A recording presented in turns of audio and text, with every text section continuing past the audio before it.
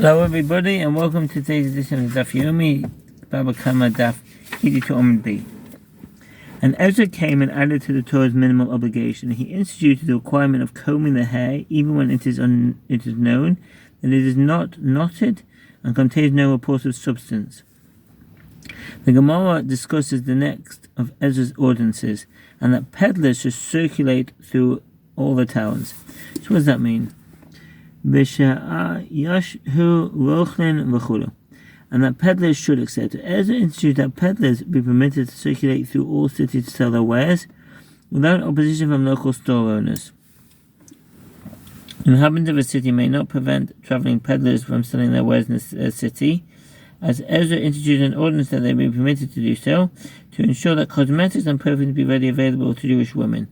156.6. This Gemara explains that this is because peddlers supply women's cosmetics. Here, the reference is specifically to certain kinds of soap, perfumes, and depilatories. These are the main products sold by traveling peddlers. And therefore, Ezra instituted his practice so that women should not become unattractive to their husbands. The Gemara analyzes the last of the 10 ordinances, and he instituted the requirement of immersion. By Torah law, one who is rich and impure is not prohibited to studying Torah. Ezra instituted the requirement of immersion prior to Torah study, in the particular case of a seminal immersion, in order to foster purity and sanctity. The Gemara Bava 22a teaches that this requirement was subsequently annulled, and therefore it is now permitted to study Torah and pray after seminal immersion, even without immersion. Those experience the Gemara asks, but is this required by Torah law? Any man who experiences seminal emission, and men and women who engage in sexual intercourse, and one who touches semen are obviously impure by Torah law, and require immersion in a ritual bath for their purification. 5:15. And as it is written, and if the flow of seed shall go from a man, then he shall bathe all his flesh in water. Leviticus 15:16. The one answers, by Torah law, immersion is required only if one wishes to partake of true or sacrificial meat. Ezra came and further instituted that immersion is necessary even for reciting or studying masses of Torah. By Torah law, one who is richly impure is not barred from studying Torah.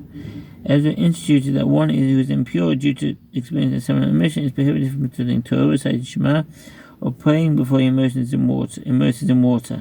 Nevertheless, his ordinance was subsequently abolished by the sages, who restored the original halacha, and people who do not require immersion before studying Torah. Nevertheless, pious men follow Ezra's edict and immerse themselves in this situation. Rama Sefer Hava, Hilchot V'Yishma 4:8, Shulchan Aruch Chaim 88:1. The Mishnah teaches that one may not raise chickens in Jerusalem. The Gemara cites a brayta that contains a list of other halachot that are unique to Jerusalem. 10 matters were stated with regard to Jerusalem. The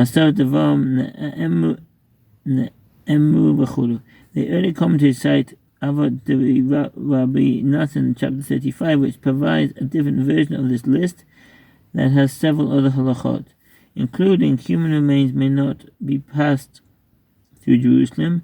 No graves are permitted inside the city except for those that were already there since antiquity, e.g. those of the Davidic kings, and some maintain that the halacha of Rebbe based on Deuteronomy 21:18-21 do not apply in Jerusalem. The sages instituted several ordinances with regard to conduct in Jerusalem and the temple. A corpse may not be left overnight in Jerusalem. A human remains may not be passed through the city. Houses may not be leased there. A Gentile may not be given a place to live there. Even if he is not an idolater, burial grounds are not allowed there, except for graves that have been there since antiquity. Gardens and orchards may not be planted in the capital. One may not plough or sow there. One may not sustain trees there, except for the rose garden that was there since the times of the early prophets. During dung heaps are not allowed in Jerusalem. Kilns are not allowed there. One may not build balconies or the projections over a public thoroughfare in the city. And finally, chickens may not be raised. As Rama Sefer Hilchot Beit Bechira 7:14. A house situated in Jerusalem does not become irredeemable after a year after its sale. One who sold a house in Jerusalem has the right to repurchase it, even if it has not done so within a year of its sale. Sefer Avod, Hilchot Beit Bechira 7:14, and Sefer Zerayim, Hilchot Shemitah V'Yovel 12:12. Those who sell houses in other walled cities have the right to buy back the property for 1 year after the transaction. If they fail to do so, the house becomes the permanent possession of the buyer. Verses 25:29-30. This halacha does not apply to houses in Jerusalem, and its elders do not bring a heifer whose neck is broken. If a murder victim is found near Jerusalem, the elders of the city do not bring a heifer whose neck is broken, as Jerusalem was not apportioned to any of the tribes. Sefer Nazichin, Hilchot Shmirat Hanefes 9:4. When a murder victim's corpse is found outside the town, and it is not known who caused his death, the following procedure is carried out in Deuteronomy 21:1-9. First, judges who are members of the Great Sanhedrin come to measure the distance between the corpse and the nearest town to determine which town must perform the rite of the heifer whose neck is broken. The measurement is carried out even if it is obvious which town is close to the corpse. After the elders of the town bring a heifer that has never been used for any labor, and they break its neck in a riverbed that is not tilled. The elders wash their hands and make a statement absolving them of guilt. If the murderer is discovered before the heifer has been killed, the rite is not performed. As required when a murder victim is found near a city and the murderer is unknown, see Deuteronomy 21:1-9. It cannot become an idolatrous city, Deuteronomy 13:13-19. Ir HaNidachas. This is a city in which a majority of inhabitants worship idolatry, Deuteronomy 13:13-19. The city is judged by the Great Sanhedrin, the court of 71. The Sanhedrin has the authority to send out an army to subdue the city. Afterward, courts are convened and each of the city's adult inhabitants is judged. Those found guilty of idol worship are beheaded rather than stoned, which is the usual punishment for idolatry. The innocent are not slain. All the property in the city, including that of the righteous, is destroyed, and all its buildings are razed. It remains in ruins forever. Jerusalem cannot be treated as an adulterous city, even if all the conditions of an adulterous city were met there. Jerusalem was not apportioned to any of the tribes. Sefer Hamada, 4:4. The Bible continues its list, and a house in Jerusalem cannot become ritually impure with the impurity of leper sores. How Jerusalem cannot become ritually impure with the impurity of leper sores? That Jerusalem was not apportioned to any of the tribes. Sefer Tahara Hilchot Tumat Surat 14:11. And one may not build up projections or balconies. Gezuz Rayos. From the Greek, ekostra, meaning a balcony or area that protrudes from a building. From houses in it, and one may not establish garbage dumps in Jerusalem, one may not build kilns in it, and one may not plant gardens or orchards. Paradisos. This word, which is found in the Bible Song of Songs 4:13, Ecclesiastes 2:5, may stem from the Old Persian word paradeia, meaning a pleasure garden. It was borrowed in many languages and is used in ways both closely and distantly related to its original meaning, including the English word paradise in it, except for rose gardens. She writes that roses are a necessary ingredient of the temple incense. Others disagree to the Miri, that were already there from the times of the early prophets, and one may not raise chickens in it. And finally, one may not leave a corpse overnight in Jerusalem. The Gemara discusses the 10 halachot pertaining to Jerusalem one by one. A house situated in it does not become redeemable after a year after its sale. So 1 year after its sale. The reason is that it is written, and it is not redeemed within the space of a full year. Then the house that is in the walled city shall be made sure in perpetuity to him who bought it throughout his generations. Leviticus 25:30. And the Tanna who taught this Braita maintains that Jerusalem was not apportioned to any single one of the tribes of Israel. Rather, it is considered common property. Since no one has ancestral ownership of any house in Jerusalem, its houses cannot be sold permanently. The Gemara analyzes the next halacha. The inhabitants do not bring a heifer whose neck is broken. The reason is that it is written, if one is found slain in the land that the Lord your God gives to you to possess in Deuteronomy 21:1. And again, the Tanna who taught this Braita maintains that Jerusalem was not apportioned to any one of the tribes of Israel. There are different opinions among the Tanaim with regard to the state of Jerusalem. Some maintain that Jerusalem itself was divided between the tribes of Judah and Benjamin, and therefore it is subject to the halacha of a heifer whose neck is broken and can be an idolatrous city. Others maintain that the division between Judah and Benjamin referred only to the area of the temple, whereas the rest of Jerusalem was never divided and belonged to all the tribes. This is the opinion of the Braita.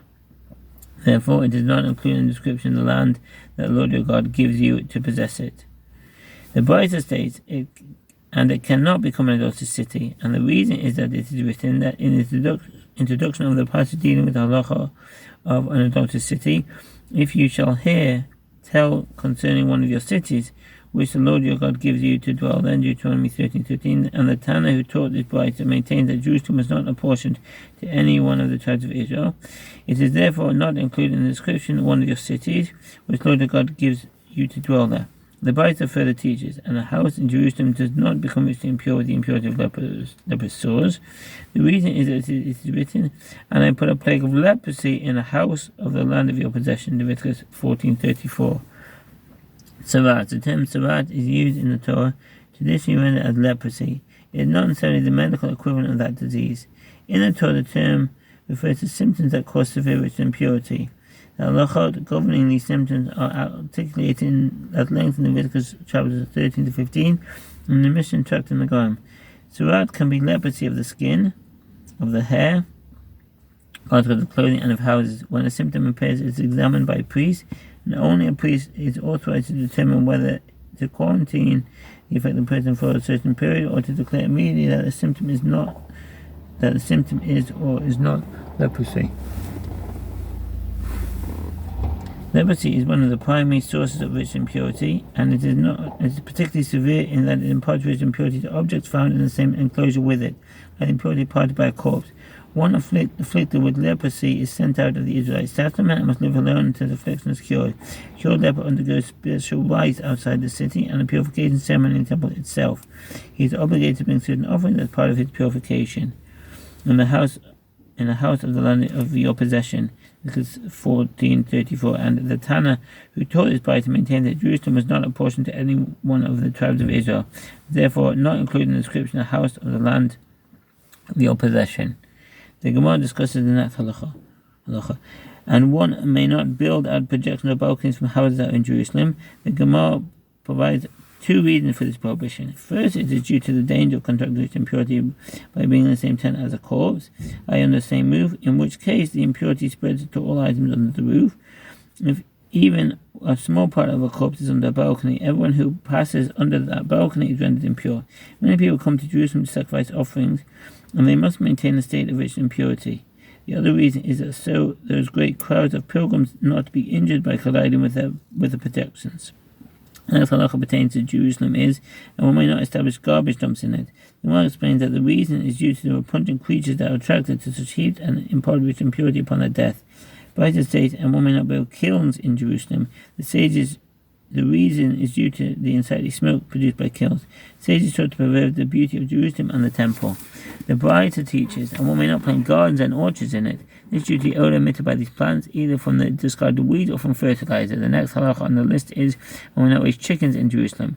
The Gemara explains that this is due to the sacrificial meat that is consumed in Jerusalem. Since chickens peck in the garbage, they are likely to pick up items that impart impurity and bring them into contact with consecrated food, which may not be eaten in an impure state. The Gemara discusses the last halacha. One may not leave a corpse overnight in it. The Gemara notes its prohibition is a tradition, and there is no known explanation for it. Gemara tradition actually explains that it is simply a tradition that this halacha applies to Jerusalem for reasons unknown. The commentators note that there is a Torah prohibition against leaving a dead body overnight without burial. See Deuteronomy 21:23. Why then is it stated here that this halacha is unique to Jerusalem, that its origin is a mystery? The answer that generally it's permitted to delay a funeral for a day or so if the deceased is permitted to delay a funeral for a day or so if the deceased would thereby receive greater honor, e.g. when relatives take some time to arrive to attend the funeral. In Jerusalem, even this is prohibited. Possibly the reason for this practice is based, like several of the other prohibitions listed here, of the desire to limit as much as possible any source of rich impurity in Jerusalem. The Mishnah teaches that one may not raise pigs anywhere. The commentators ask, the general halacha that one may not conduct business dealings with non-kosher food. See Shavit 7.3. If so, why are pigs specified here? To explain that if non-kosher animal is raised for a purpose other than food, e.g. for industrial use of its hide or fat, this is generally permitted, whereas in the case of pigs, this too is prohibited. Tosfot. Others write that although other non-kosher animals may not be raised ab initio, if one happens to come into possession of them, e.g. through a gift or inheritance, they may be sold for profit. In the case of pigs, however, even this is not allowed. Derived in the Rashba. Yet others suggest an edict of excommunication was decreed against those who raise pigs, which do not apply to those who raise other non-kosher animals, it says in Meiri. The sages taught in a bright of the background for this halacha. When the members of the house of the Hasmonean monarchy were at war with each other, before her death, Queen Shlomo Salome Alexander bequeathed the throne to her firstborn son, Hyrcanus II. His brother, Barulus II, rebelled against him and took control of the country. After some time, Hyrcanus returned, and with the assistance and encouragement of her father, Antipater gathered a militia that succeeded and defeated Aristobulus' army, forcing him to take refuge in the fortified Jerusalem. During the course of Hyrcanus' siege of the city in the year 556 CE, the siege inhabitants sought sheep for the daily offerings of the temple from beyond the walls of Jerusalem and paid for them with large sums of money. This incident is recounted in Josephus in Iniquities of the Jews at 14.2. There he relates that these besieged inhabitants sought sheep for the Paschal offering and promised the exorbitant sum of 1,000 drachmas per animal. Josephus also states that the divine punishment for not honoring the pledge to provide animals for the offering and for causing and interrupting the daily sacrificial service, there was a tremendous storm in Eretz Yisrael, which destroyed almost all of the crops of that year.